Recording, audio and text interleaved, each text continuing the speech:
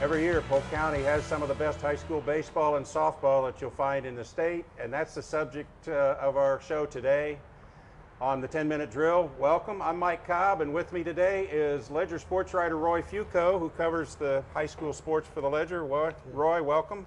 Welcome. First time here. First time here, first time appearer, huh? Okay, well, you know, state playoffs are going on now in softball and baseball. Both are in the regionals this week. State softball is next week, so let's talk about that a little bit. Let's start with softball since they're going to get their championships first. Roy, every year, I mean, Polk County is about as good as there is at softball in the state of Florida. So just talk a little bit about, you know, what's made Polk County teams so good? Well, I mean, it starts off with the fact that going way back, if you want to go a history lesson, is Polk County had a great youth programs, played fast pitch before a lot of the counties. So when it started, Polk was a leader in getting it started back in the 80s, getting fast pitch softball started. So that Polk County was always ahead of the curve when it came to compared to some of the other sports. And then you look at some of the successful programs. Bartow, Lake Wales, two of the most successful programs. They've had basically one coach in their history. Auburndale won the state title 2 years ago. They've had two coaches in their history. You know, Debbie Rayson for the first half, Pam Lancaster the next half. And Auburndale actually won the first state championship ever. Yeah. So it started right here in Polk County. Yeah, and then in 1988, so 20 years ago. And then they had the drought getting back, but then they were able to win. And then you look at the feeder systems that they have. I mean, either Lake Wales has always had a good little league program that was real popular. Then the travel league started, and you can look at the schools that have solid feeder programs to who's going to be good. Bartow always has players playing. You know, Glenn Rutenbar has worked with the different teams over the years, different age groups, and had other coaches. And Lake Wales, not quite the same, but in the off season, Nancy Denton's working with pitches. She's developing her pitches. You know, Richard Green over in Bartow is developing Bartow's pitches. Right. Well, Richard has a lot of pitchers from all over that come into him, not just Bartow kids, but I mean, Lake Region, some Auburndale, some Jenkins. I mean, he has a lot of kids that come down there. And even him and Christie. And even if I understand, Lake Wales has sent some pitches that way, but you know, typically, again, those two programs. Dana Wren, Christy Green, Melissa Parsons, Lindsay Littlejohn, Candace Howell. Right. Every year, they're one of the top pitchers in the county. Lake Wales, you know, going backwards, Hannah Rogers, Andrea Fugate, Peggy Hunt, Amy Danielson, you know, Janelle Staten. I mean, every year for the past 17 years, just about with, you know, exception of maybe 3 or 4 with Lake Wales, they've had, you know, top 3 or 4 pitchers in the county from one of those schools. Right, and that's where it starts in softball. I did some research here. And I'm going to read it off. In 20 years of high school softball, Polk County's had 27 teams make it to the state tournament. That out of 20 years, that's a lot. There's only been 1 year that Polk County didn't have a team in the state tournament in softball.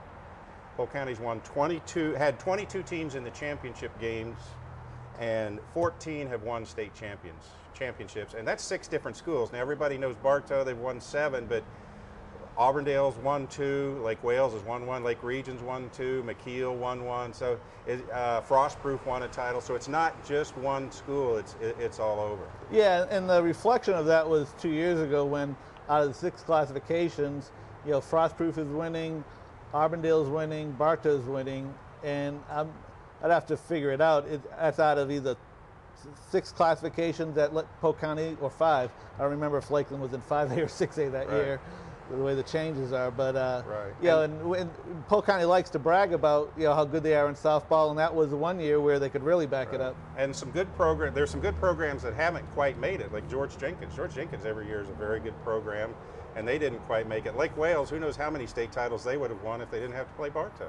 And now, you know, they finally have gotten over that hump and beaten Bartow. They won it last year, and you know, they're in the hunt this year. Well, and you can even go back a little further and, you know, bring Winter Haven into the mix, and they kind of illustrates, you know, about why do you have a good program. When Sonia Cook was there, she had built that into a solid program. 98 was one of the years that they probably should have made it to state, and Bartow had one of those big comebacks against them. When she leaves, now you lose some coaching stability. Around that same time, parents who were involved in good feeder programs that used to feed Winter Haven kind of no one really picked up the ball from them, at least to the extent. And now Winter Haven gone through three coaches since she's left. Right. You know, no stability there. You know, right. And you can even go back to years ago when the district winner and runner-up went to opposite brackets. And 2 years in a row, you had Bartow playing Lake Region in the state championship game. So. Yeah, and it was probably fitting that Bartow won the first one since they had the hard luck, and then Lake Region came back and won the next year. So. Right. Well, let's move on to baseball. For all of the success that we've had here in Polk County, winning softball titles, we've had baseball teams that have come awfully close. I think there's been 12 schools in the last dozen years that have made it to the state tournament, and the last championship in Polk County was 1995 when Santa Fe Catholic won with a player named Matt Diaz, who's now the left fielder for the Atlanta Braves. So just talk a little bit about baseball, how close baseball's coming, and why haven't the teams been able to get over the hump? Yeah, you made us go something as simple as just being unlucky. I mean, I remember when I came to Polk County, I covered Frostproof in football. They covered the state title. Then that spring in '93, I covered Lake Wales winning the state title. And I remember Mike Campbell, who coaches at Lakeland now, he was telling me that Polk County is starting to catch up with Hillsborough County in baseball. If you look at it as far as getting to the state tournament, that's true. I mean, we've talked about the teams that have gone since I've been at the Ledger. You know, Lake Gibson, McKeel, All Saints, Santa Fe, Winter Haven. You know, 3 times. They've all gotten to state. Fort Meade. Yeah. You know, Andrew McCutcheon. But for some reason, you know, they just haven't been able. You know, now there's stronger teams that have won in some years, and other years a toss-up, and just for whatever reason, you just couldn't. I think Winter Haven went 3 years in a row, and came as close as getting to the last inning. Santa Fe Catholic was the same way.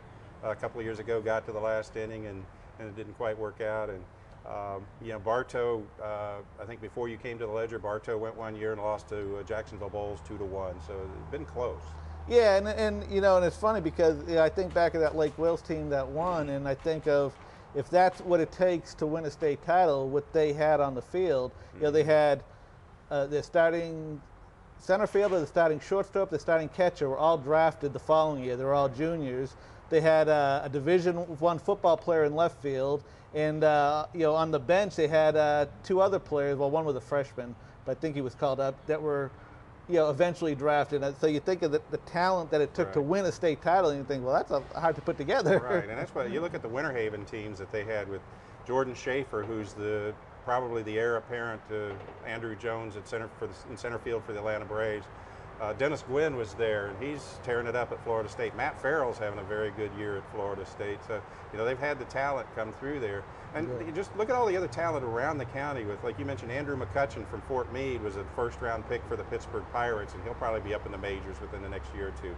Wade Davis from Lake Wales, a third-round pick for the Rays. He's probably a year or 2 away from maybe having a shot at being in the Rays rotation. Lance Necro from George Jenkins, who's been in the majors. So, and there are several players. Steve Pierce from Lakeland, who, you know, not many people remember him, or he didn't get a lot of attention coming out of high school. But you know, last year he worked his way through the minors, came up to Pittsburgh, and just had an excellent September, and now he's, you know, right there. So, I mean, there's good talent here in Polk County. Yeah, and then, you know, we didn't even mention some of the players that went on to college instead of, you know, they were drafted, like Nate Striz, who's doing excellent up in North Carolina. His teammate Nick McCulley at Santa Fe, he's really doing well at Coastal Carolina. UCF has a player from Mulberry who's doing real well. You know, Evan Chambers, I'm not too sure how he's doing, but he's up at Florida playing. So the players going on to the big D1 schools too. Jack Murphy's a starting catcher at Princeton and doing very well up there. So, you know, he's I mean, you're right, there is. Joey Manning's at Vanderbilt. Yeah, Jason Peacock at Florida Gulf Coast, and he's hitting about 480 down there. So, you know, there is talent here. All right, let's move on, and let's talk just for a second about track. We have 2 state champions here in the Polk County, one in Class 1A, one in 2A. Tell us about those. Well, you know, it's funny because in 1A, Ontario McCaleb won was runner-up in the 100, was runner-up on the 4x1, and then finished his career winning the 200. You know, he won both the 100 and 200 last year. And, you know, he was a little disappointed because yeah, had he run, he normally runs right at 11 seconds. Ran 11:16 because he had felt something in his leg during the preliminaries of the 200. Wasn't even too sure if he was going to run in the finals. And so he kind of knew in the back of his head if he had just run a normal race in the 100, if he could have done that, he would have done both. But, you know, it was good to see that he wasn't disappointed, because the biggest thing he made a point to get across to me when I was talking to him was he qualified, passed the ACT, so he's all set to go to Auburn to play football. And, and he, he was obviously happy about that. Right, and then Octavius Freeman, a freshman from Lake Wales, did win 2 medals. So. Yeah, and she's someone you're going to hear about for the next few years. I mean, you never know, athletes get hurt and all that, but you know, she just dominated the 100 and 200 this year, and you know, she's only going to get better. And then down at Lakeland Christian, Mallory White. You know, she had a chance, got sick after the 1600, and so didn't run the 800, which she was favored to win. But 7th grader coming up second in one event. Right. You know, obviously she's going to be someone in cross country next year, and you know, it was too bad with her too in the cross country season. She pulled a hamstring, but she's got a lot of time ahead of her. Well, we've just about reached the end, but Roy, we've got time for one more thing. You're on the clock, 30 seconds. Any topic you want to talk about? What's on your mind? Well, I figured to take this time to wish Pam Lancaster luck in her new endeavors going over to Tenorock as athletic director. We mentioned that she was one of 2 coaches Arbondale had. She did an excellent job, you know, coaching volleyball, being an athletic director, coaching softball, you know, winning the state title. That team she had won, when those seniors were freshmen, they'd won like 3 or 4 games that year, and you know, she kept to what she was, you know, did, and she you know, got the state title out of it. And if she doesn't coach again, she's not sure. The county athletes are going to miss something. Right. My thing is, I'm going to go back to Major League Baseball. There's a big deal going on about the Rays building a new stadium in downtown St. Pete, an outdoor stadium. They don't need it. Just move to Disney. They're 6-0 over at Disney. Why not? You know, go over there. Maybe they can go 162-0. I mean, why build a new stadium? You got a place where you win. Actually, I don't see anything wrong with the Trop, especially on summer days when it's 95 degrees and there's a threat of rain. You walk inside, you know there's going to be a ball game played, and it's going to be nice 72, 73 degrees. So I don't think they need the new stadium. That's my take anyway. Well, that's it this week. That's all for 10-Minute Drill. Thank you for joining us. We'll be back next week when we have Dick Scanlon on to talk a little bit more about the Rays. And Roy, we'd like to have you back on in 2 or 3 weeks and just do a wrap-up of the high school football season, front to back. So thanks for joining me. I'll be here. Okay. That's it for 10-Minute Drill. We'll see you next week.